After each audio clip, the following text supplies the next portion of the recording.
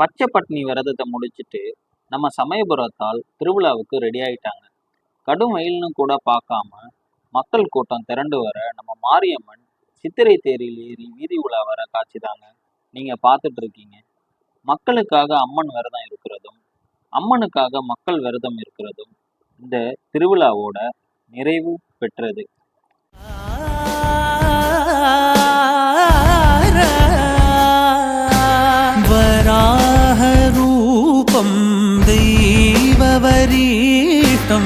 वराहरूपं देववरीष्टं वरस्मितवदनं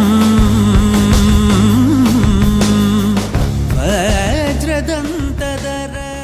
உலகத்துல எங்க இருந்தாலும் இந்தியாவை பார்த்து அம்மன் அருள் மற்றும் ஆசி பெறுங்க. நன்றி, வணக்கம்.